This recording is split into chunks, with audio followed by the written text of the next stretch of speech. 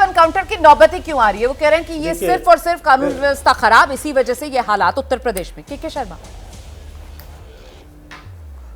देखिए रोमाना जी, मुझे थोड़ा समय दीजिएगा, बहुत से प्रश्न हो गए जी। पहली बात तो मैं अनिल यादव जी को बता दूं, उनको थोड़ा सा अपना इतिहास का अध्ययन कर लेना चाहिए। 40 साल लगभग हो गए हैं, उत्तर प्रदेश की जनता ने आपको सत्ता से बाहर रख दिया। क्यों रखा है जानते हैं? कांग्रेस पार्टी को। समझ पाए आप? अभी इतिहास बताया दुबे जी ने, सबसे बड़ा दंगा यदि कोई उत्तर प्रदेश में हुआ था तो वो कांग्रेस की सरकार में 13 अगस्त 1980, विश्वनाथ प्रताप सिंह वहां उस समय यहाँ के मुख्यमंत्री थे। सबसे ज्यादा दंगे में हत्याएं हुई थी। आप कानून व्यवस्था की बात कर रहे हैं, आपके इसी के कारण से आपको 40 साल से उत्तर प्रदेश की जनता ने बाहर रखा है। 2 विधायक जीत के आए, राजनीतिक अर्थ उठाने के लिए भी 4 विधायक चाहिए। क्या बात है? ये आपने की सरकार रही है, तो आप कानून व्यवस्था मत पढ़ाइए। दूसरी बात मैं बताना चाहता हूं कि ये जो मनोज काका जो ज्ञान दे रहे हैं कि ये कहां के आंकड़े हैं, ये एनसीआरबी के डाटा है और ये डाटा एक प्रतिष्ठित समाचार पत्र ने जारी किए हैं। आपकी बस का हो तो चैलेंज कर लो। और इसमें स्पष्ट रूप से बताया गया है कि आपकी सरकार के समय 499 एनकाउंटर हुए। और आप हमें ज्ञान मत सिखाइए, हमें कानून व्यवस्था, एक मिनट बीच में मत बोलिए, मैंने नहीं बोला मनोज जी, और हमें कानून व्यवस्था मत समझाइए। आपकी वो सरकार रही है कि आप 14 आतंकवादियों को सद्भाव के नाम से छोड़ने जा रहे थे। हाई कोर्ट के जज ने कहा, फटकार लगाई, तब आप वापस लौटे और यह भी तक कहा कि आप पद्म भूषण दे दोगे आतंकियों को। ये कमेंट्स हैं आपकी सरकार के लिए। मुजफ्फरनगर का दंगा हुआ, आपको सुप्रीम कोर्ट से आपको डांट पड़ी। आप मुआवजा बांटते किसको गए? उसमें केवल मुसलमानों को। आपने कहा इस दंगे में केवल मुसलमानों को मुआवजा देंगे। यह है आपका मुस्लिम पुष्टिकरण।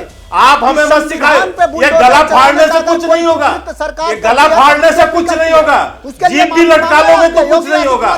तुम्हारे पाप और गुंडों और माफियों की जो पार्टी है आपकी, वो एक्सपोज्ड है। तो आपके पाप माथे चढ़ के बोल रहे हैं। इसलिए सबको पता है आपने क्या किया था मुजफ्फरनगर के दंगों पे, और क्या किया आपने उस समय पर, किस तरह से तुष्टीकरण का चाल चला। और इसके बाद आपने जब कहा कि केवल मुसलमानों को मिलेगा मुआवजा, तब आपको सुप्रीम कोर्ट ने डांटा। आतंकियों को छोड़ने की बात करते हो, तुष्टीकरण की राजनीति करते हो। और गायत्री प्रजापति कहां चले गए, जिसको घर में छुपा के रखे थे? हैं? कौन थे वो? जो कानून तोड़ेगा रोमाना जी, उसको कानून के तहत ही सजा होगी। यदि वो पुलिस पर हमला करेगा तो पुलिस भी कार्रवाई करने के अधिकार रखती है, अधिकार भी अपना यूज करेगी। कोई माफिया, कोई गुंडा उत्तर प्रदेश में योगी जी के रहते कानून तोड़ेगा तो उसको सजा निश्चित है मिलना। तो मनोज काका, बीजेपी साफ कर रही है कि योगी सरकार तो ऐसे ही चलेगी। सरकार नहीं है, योगी सरकार ऐसे ही चलेगी। और वो आरोप समाजवादी पार्टी पर कि पीडीए के चलते वोट बैंक तलाशते पीडीए को, वोट बैंक को आगे बढ़ाने के लिए आप लोग आरोपियों में भी पीडीए ढूंढकर बाकायदा मुद्दे उठाकर उसको सियासी रंग देते हैं, इनकाउंटर जैसे मामलों को, अपराधों को। मनोज काका, ये रोमाना, मैंने तो हर आंकड़े आपके सामने प्रस्तुत किया।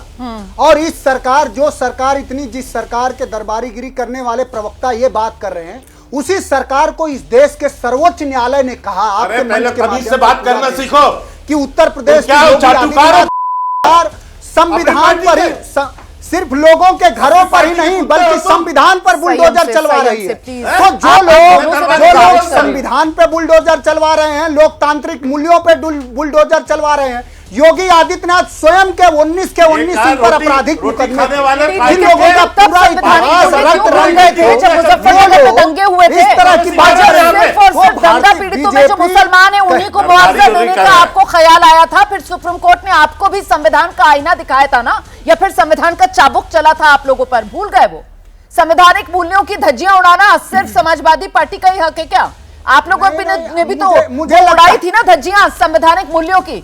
सिर्फ मुसलमान दंगा पीड़ित, सिर्फ उन्हीं को मुआवजा, भूल गए आप 2013 मुजफ्फरनगर दंगा? रोमाना जो दंगे समाजवादी पार्टी में हुए उसमें दोषी और दंगे के आरोपी भारतीय जनता पार्टी के नेता हैं। वो जो बात है ना कि जितने थे कुर्बे जवार में प्रधान बन के आ गए अगली कतार में, तो वो सारे जितने इनको बात करने की कमी नहीं है। रोमाना साहब आप इस्तेमाल कर रहे हैं, मेरी समझ से परे है। आप प्रवक्ता है सर अपनी पार्टी के, इस तरीके की भाषा में बिल्कुल बर्दाश्त नहीं करूंगी सर। इसके बाद तरीका नहीं है बात करने का। नहीं sir, I am sorry sir, I am sorry Manoj काका ji, this is not acceptable Manoj काका जी। इस तरीके के शब्दों का इस्तेमाल आप नहीं कर सकते हैं सर, ये बिल्कुल भी बर्दाश्त नहीं किया जाएगा। जैसे ही घड़ी का काटा दोपहर 2:30 पे आए, बबीता जी का दिल सास बहू साजिश के लिए मचल जाए।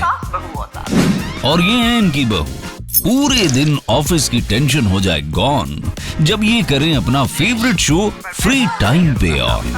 इनकी तरह आप भी देखिए अपना फेवरेट शो अपने टाइम पर और डाउनलोड कीजिए एबीपी लाइव ऐप अपने स्मार्ट टीवी पर।